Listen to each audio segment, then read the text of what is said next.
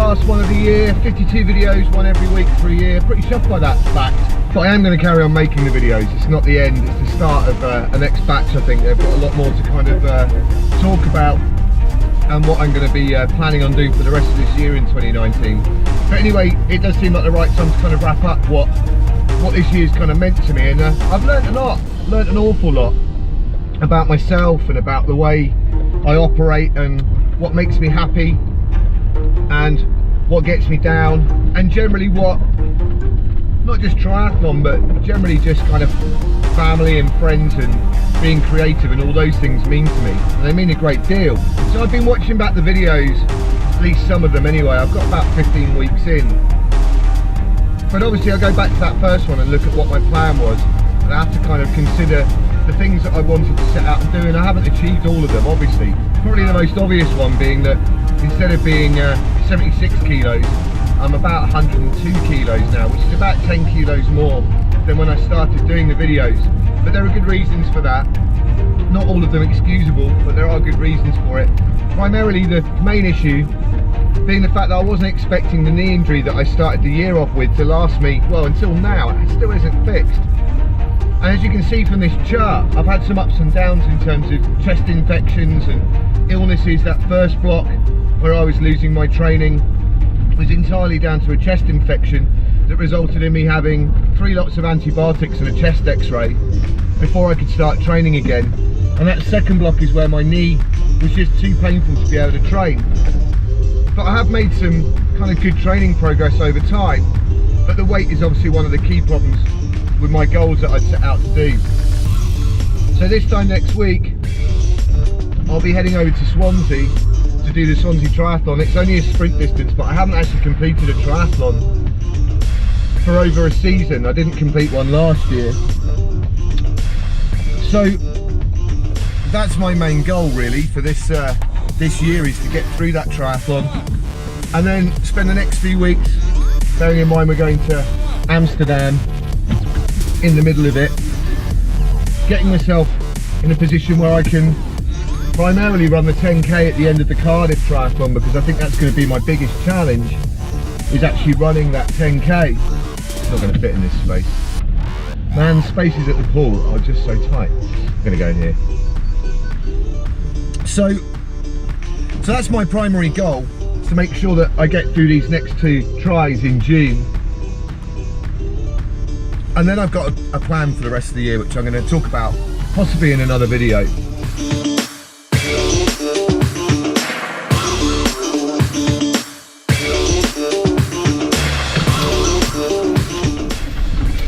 And whilst obviously I haven't hit those weight targets, and primarily one of the reasons why I haven't hit that weight target is because I haven't been able to run because of my knee, and my bike riding at the minute is just dreadful. I did a time trial on Tuesday. It's the worst time trial I've ever ridden in my life.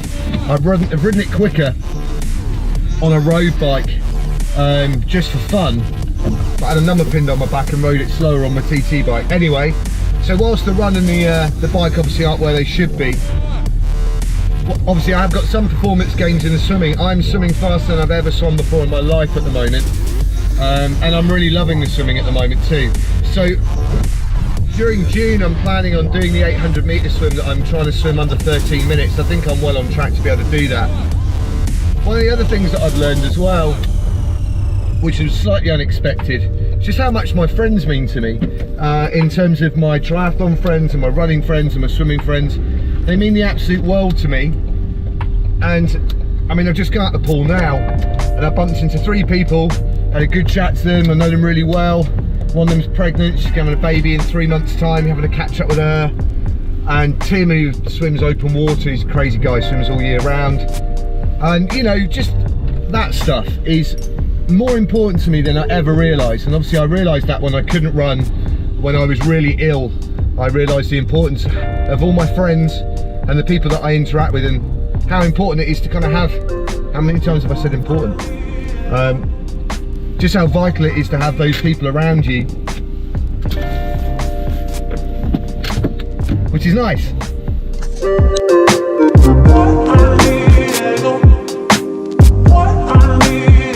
And of course, under that same banner really comes family, and Becky and the kids just mean the absolute world to me in this whole process. And they're not completely sort of detached from this, because obviously one of the reasons that I want to get fit and healthy is to twofold really. One, to get old with Bex and to see my kids grow up into adults, but also to show Zach and India a sort of healthy lifestyle and a healthy way to be. So, you know, there's a lot of kind of bits to this which I hadn't really thought about 52 weeks ago when I made that first video.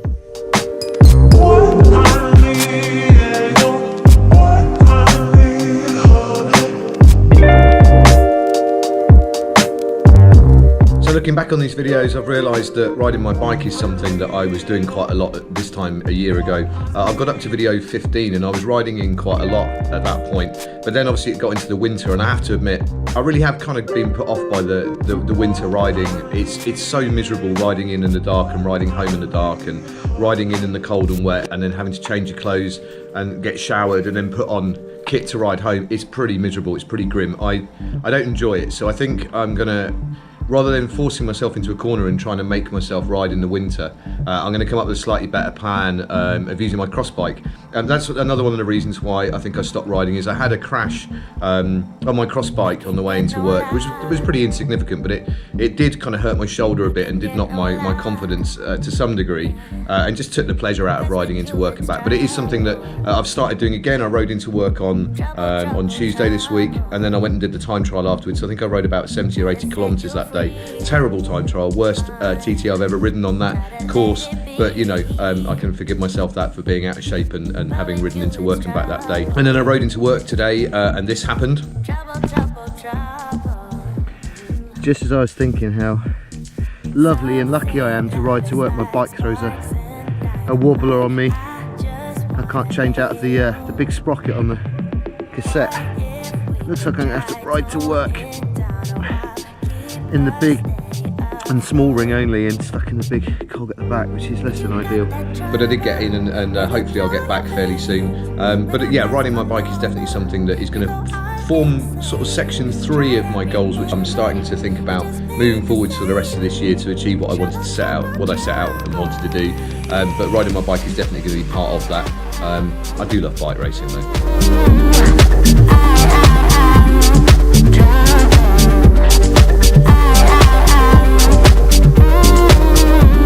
Two of the things I wasn't expecting to discover during this process over the last year was one, to rekindle my love of filmmaking, and actually going back through the earlier videos, I was surprised at how creative I was with very little gear. I'd actually only begun sort of filming just using my iPhone. I've since bought and renewed my kind of camera collection and lenses and things like that since, and perhaps maybe I was a bit more creative when I had less stuff to work with. I've also rekindled my love of Bristol. I've really enjoyed living here since we moved here in 1989. I went to school in the city centre when I was younger, and me and my friend Adrian used to knock around and get ourselves into mischief in the warehouses and the railway sidings over on the harbour side, which obviously hugely changed over the years, but I still love the kind of multicultural vibe and the music that's here, and all the graffiti artists, like, well, not just Banksy, which people kind of associate Bristol with, but people like Nick Walker and Inky and Upfest and all that kind of stuff. It's a great place to live and work, and I feel quite privileged about that. So I wasn't quite expecting to fall back in love with the filmmaking creative process as much as I have done, and also to kind of rekindle my love with the city that I'm lucky enough to live in.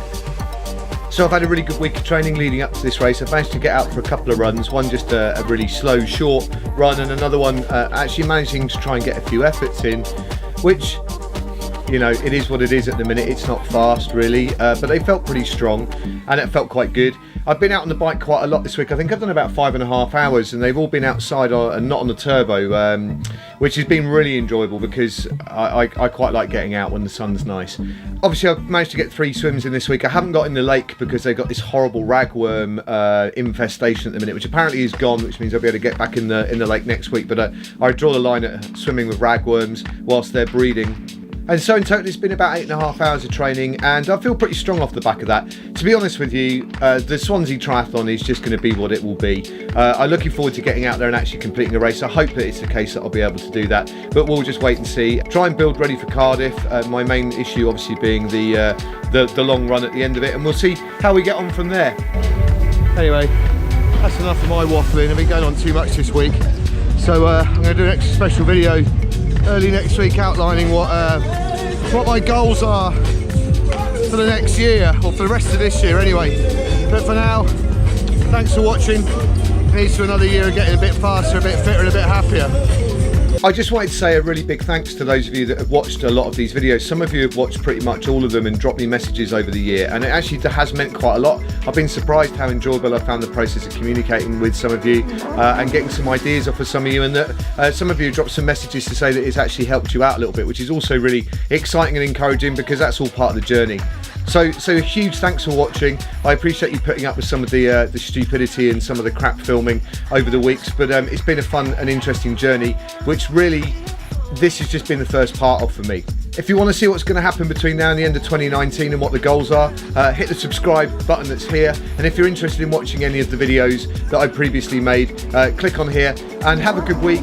I'll let you know how I get on at Swansea. The next video will obviously come from there, and enjoy this week, and I'll see you, I guess, in week 53.